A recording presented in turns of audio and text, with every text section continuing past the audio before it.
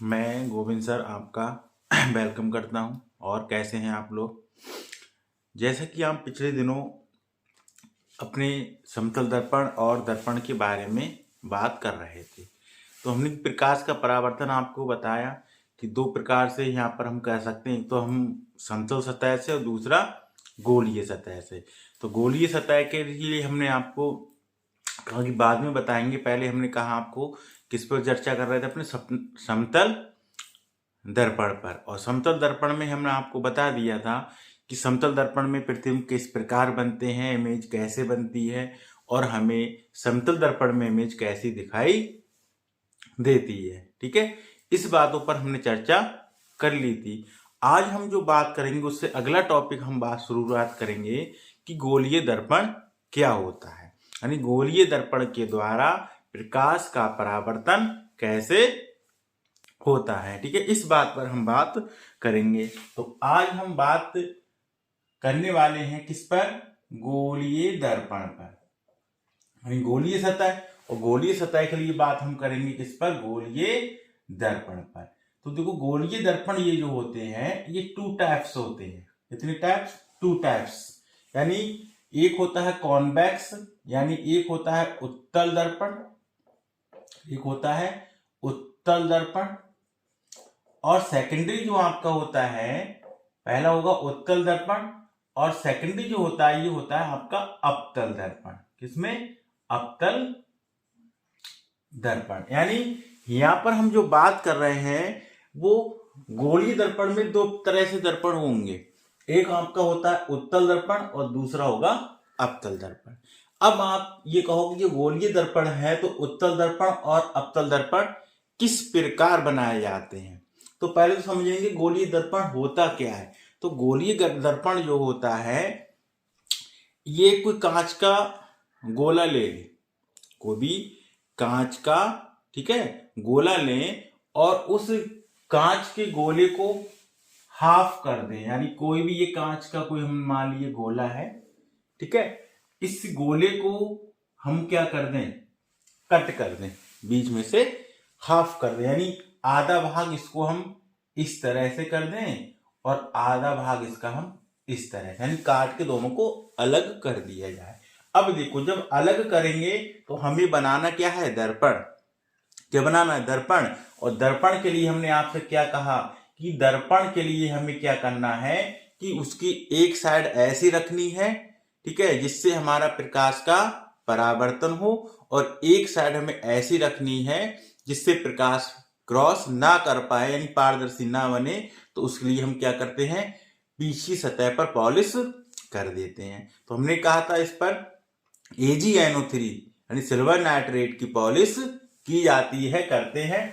तो अब इसकी दो तल, तो हम मान लें कि इसका एक तल हमने इधर से इस पर पॉलिश कर दिया, एक यानी एक टुकड़ा जो काटा हुआ था भाग इसका बाहर से पॉलिश इधर से कर दिया।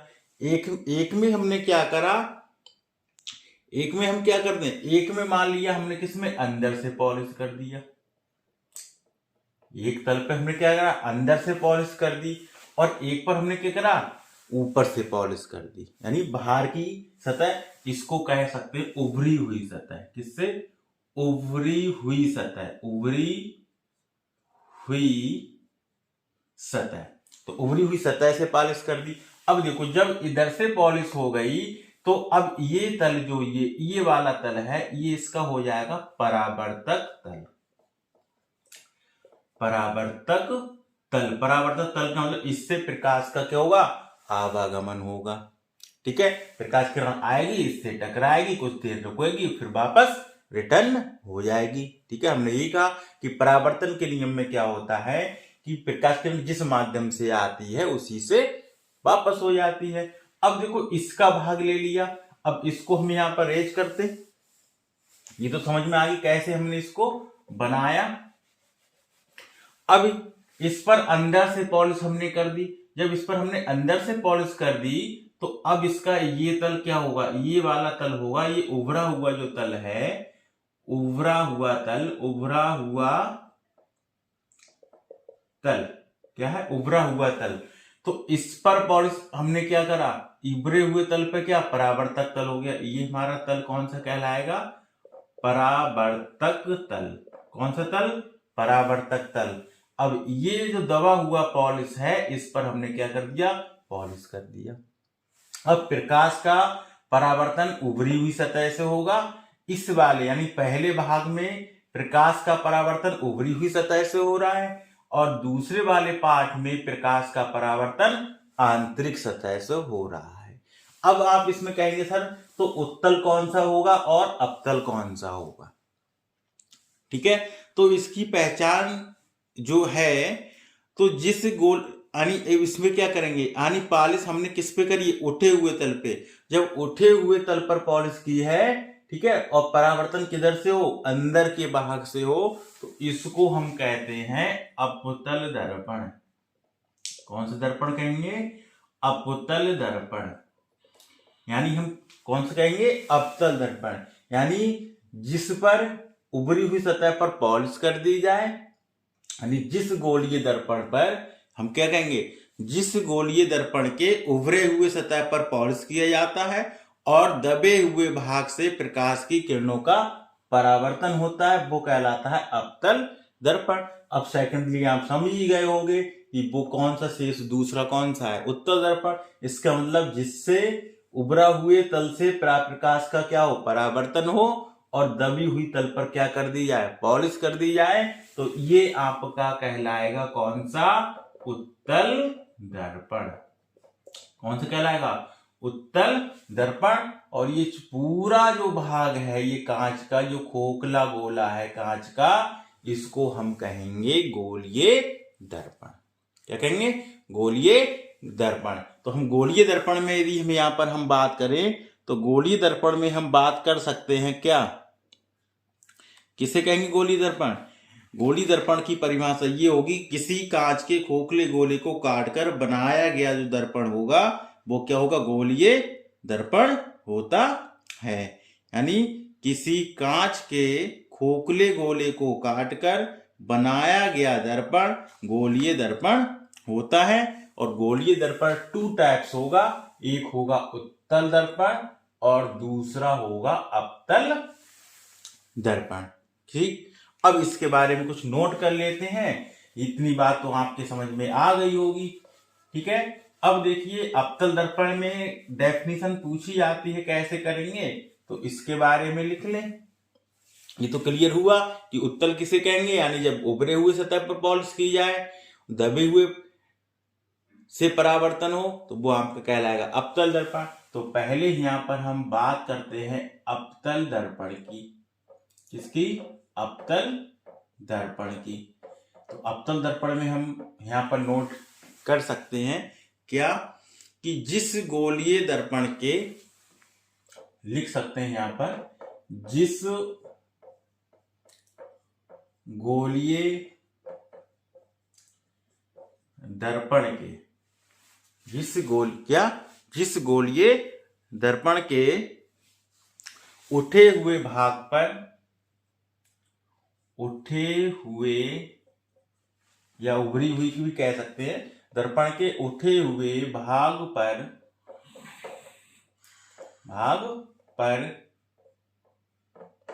पॉलिश क्या कर दिया है, यानी उठे हुए भाग पर पॉलिश किया जाता है, पॉलिश किया जाता है, क्या किया जाता है, यानी उभरे हुए भाग से, यानी उठे हुए भाग से पॉलिश किया जाता है और दबे हुए भाग से, और दबे हुए भाग से प्रकाश की किरणों का परावर्तन होता है, उसे अपतल दर्पण कहते हैं। इसे अपतल दर्पण कहते हैं। ठीक है, यानी किरणों का क्या होता है, किरणों का परावर्तन होता है।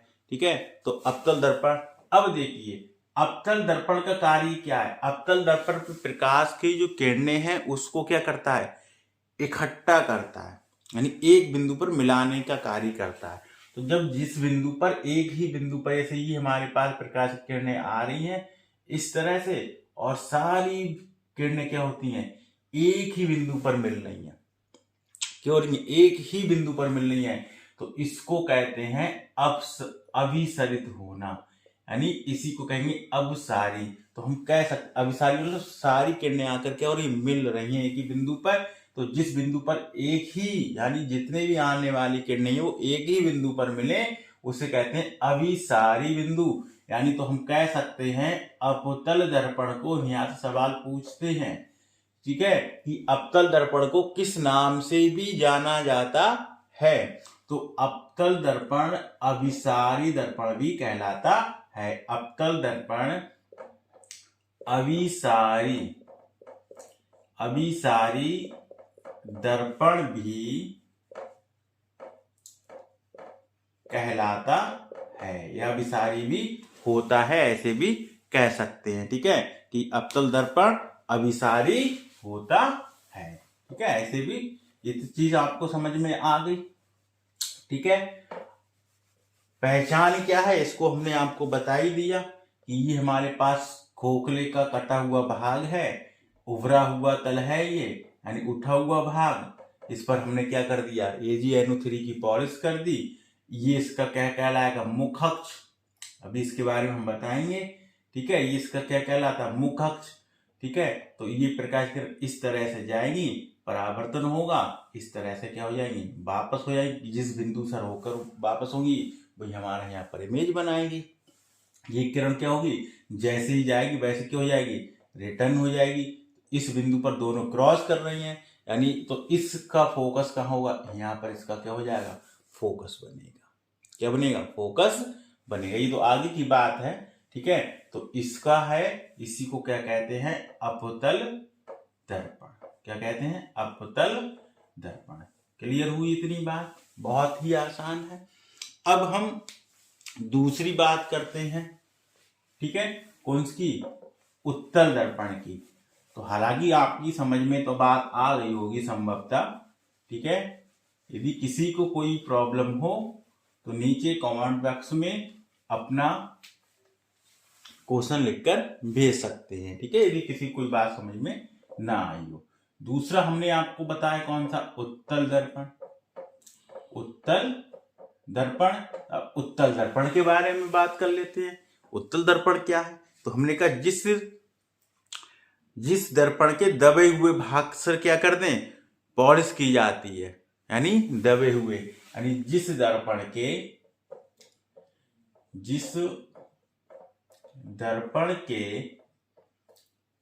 दबे हुए भाग से पॉलिश किया जाता है या की जाती है। ठीक है, पॉलिश किया जाता है या की जाती है, यानी पॉलिश की जाती है करके लिख लो। पॉलिश यानी जिस दर्पण के दबे हुए भाग से पॉलिश की जाती है तथा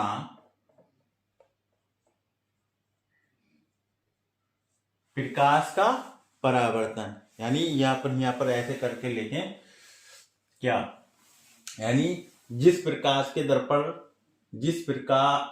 दर्पण के दबे हुए भाग से पॉलिश की जाती है और उठे हुए भाग से, यानी उठे हुए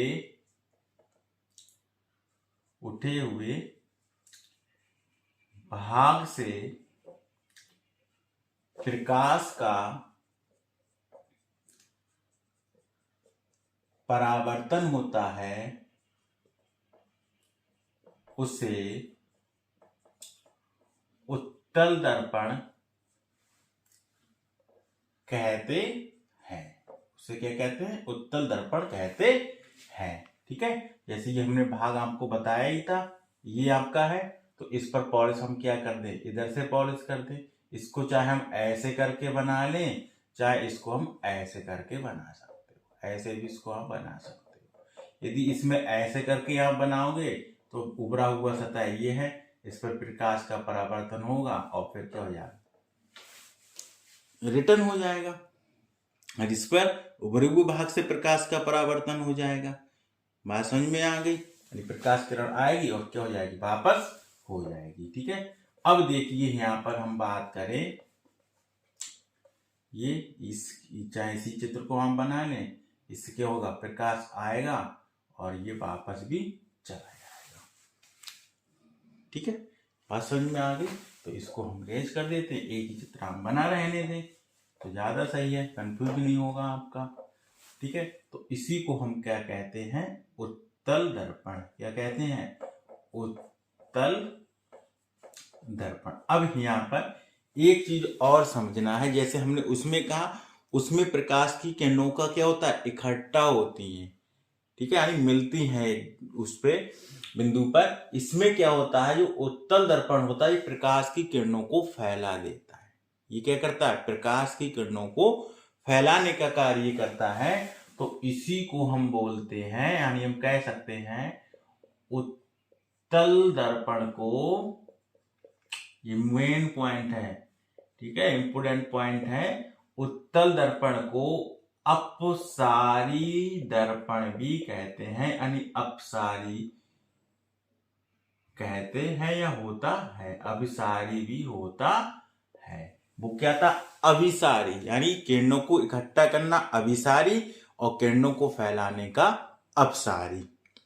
ठीक है, तो जो प्रकाश की किरणों को फैलाता है उसे अभिसारी कहते हैं, और जो प्रकाश की किरणों को इकट्ठा करता है उसे क्या कहते हैं, अभिसारी कहते हैं। ठीक, इतनी चीज आपको क्लियर हो गई होगी।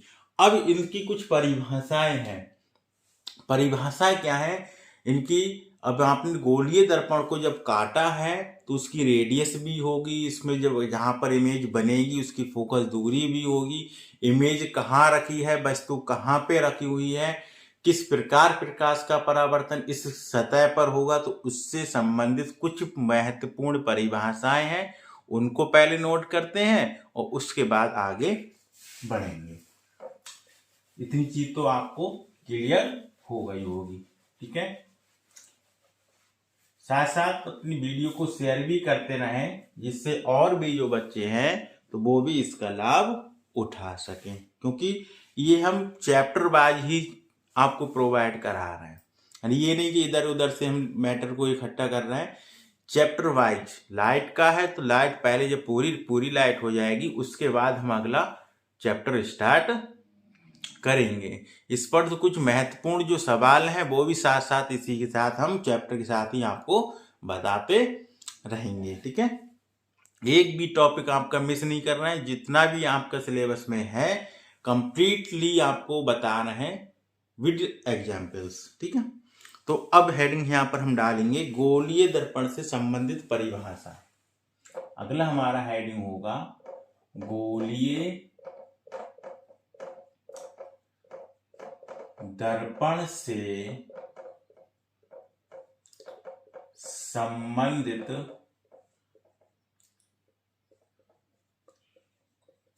परिभाषाएं।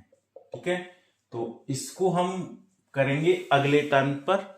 ठीक है, आज हम यहीं ब्रेक देते हैं, आज थोड़ा हम कम आपको बताते हैं कि पहले उस दोनों को आप सीख लें कैसे करेंगे, लेकिन कुछ बेसिक चीजें यहाँ पर मैं आपको समझा देता हूं, नोट कल करा दूंगा।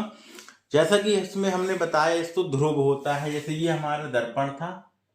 ठीक है, तो ये दर्पण है, इस पर हमने क्या करा, उभरी हुई सतह पर है, और जब उभरा हुई सतह पर यानी उठे हुए तल पर हमने पॉलिश किया है, इसका मतलब ये हमारा कौन सा दर्पण होगा, अपतल दर्पण हो जाएगा। कौन सा दर्पण, अपतल दर्पण।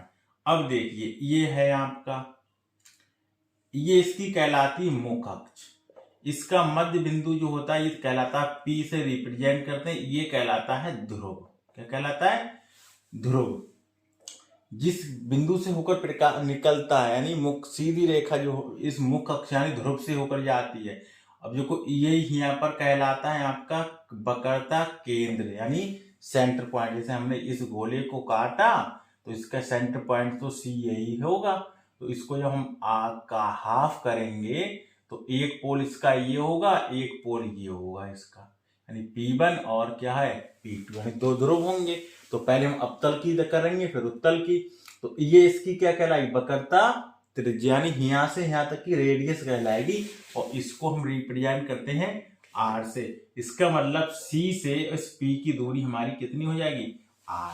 जो R है ये कहलाती है वक्रता त्रिज्या। क्या कहलाती है, वक्रता त्रिज्या। जिस वक्र त्रिज्या जिस बिंदु से होकर सीधे जा रही है प्रकाश किरण, मानी ये पोल है, ये इसको क्रॉस कर रही है, तो ये इसकी कहलाती मुख अक्ष। क्या कहलाती है, मुख अक्ष, यानी जिस अक्ष से इसकी सेंटर में मेन पॉइंट है, यानी ये पूरे यानी एक ध्रुव से दूसरे ध्रुव को मिलाने का कार्य कर रही है, तो ये इसकी क्या कहलाएगी, मुख अक्ष, इसकी रेडियस कहलाएगी। बात समझ में आ गई। इसको वक्रता केंद्र कहते हैं, इसको क्या कहते हैं, वक्रता केंद्र। तो मुख अक्ष, वक्रता केंद्र और ध्रुव, इतनी बात हो गई। ध्रुव की बात हो गई, वक्रता केंद्र की बात हुई। ये सी क्या कहलाता है, ये तो वक्रता त्रिज्या, सी कहलाता है वक्रता केंद्र, सी क्या कहलाता है, वक्रता केंद्र कहलाता है। ठीक है। अब देखो प्रकाश किरण जिस बिंदु पर आती है, हमने कहा था मानिए इससे प्रकाश किरण आपकी आ रही है, आपतित हो रही है, और आपतित होने के बाद क्या हो जाएगी, परावर्तित हो जाएगी, यानी परावर्तित हो जाएगी। तो ये जिस बिंदु पर हम मिलेगी, हमने कहा जिस बिंदु पर भी मिलेगी वो उसका कहलाता है फोकस बिंदु। क्या कहलाता है, फोकस बिंदु। और जिस बिंदु पर मिलती है, तो ध्रुव से इस बिंदु तक की दूरियां जहां पर मिलेंगी इमेज आपकी, उस बिंदु तक की जो दूरी होगी वो कहलाती है फोकस दूरी F। क्या कहलाएगी, F, यानी ये कहलाएगी आपकी फोकस दूरी। क्या कहलाएगी, फोकस दूरी। यानी इतनी चीज आप यहां पर कुछ चीज आप क्लियर हो गई होंगी। क्या, किसी भी गोलीय दर्पण का, चाहे वो उत्तल दर्पण हो चाहे वो अवतल दर्पण हो, किसी भी गोलीय दर्पण का मध्य बिंदु ध्रुव कहलाता है। गोलीय दर्पण का क्या, यानी दर्पण के जिस खोखले गोले को काट कर बनाया जाता है, तो उस कांच के खोखले गोले के केंद्र को ही वक्रता केंद्र कहते हैं। यानी ये कांच के जो गोला काट कर बनाया गया है, उस गोले का केंद्र ही क्या कहलाता है, वक्रता केंद्र कहलाता है। और वक्रता केंद्र और ध्रुव के बीच की दूरी R कहलाती है। वक्रता केंद्र और ध्रुव के बीच की दूरी क्या कहलाती है, R कहलाती है। प्रकाश की किरण जिस बिंदु पर मिलती हैं, यानी प्रकाश की किरण मुख अक्ष के समांतर चलने वाली जो प्रकाश की किरणें हैं, परावर्तन के बाद मुख अक्ष के जिस बिंदु पर मिलती हैं, उस बिंदु को ही हम क्या कहते हैं, फोकस बिंदु कहते हैं। यानी ये आने वाली प्रकाश की किरणें जो समांतर किरणें हैं, वो जिस बिंदु पर मिलेंगी, ये आपके मुख अक्ष है, तो मुख अक्ष के जिस बिंदु पर मिलेंगी वो उसका कहलाएगा फोकस बिंदु। और ध्रुव और फोकस बिंदु के बीच की दूरी क्या कहलाती है, फोकस दूरी कहलाती है। संभवतः ये चीज आपको क्लियर हुई होंगी। ठीक है। और यदि डाउट कुछ है भी तो आप बता दें, और नेक्स्ट वीडियो में इसकी हम एक एक करके सबकी डेफिनेशन भी आपको लिखवा देंगे कि इसको क्या कहते हैं। हालांकि समझ में आ गई होगी बात। ठीक है। फिर आगे हम चर्चा करेंगे। जब तक के लिए सभी लोगों का बहुत बहुत धन्यवाद।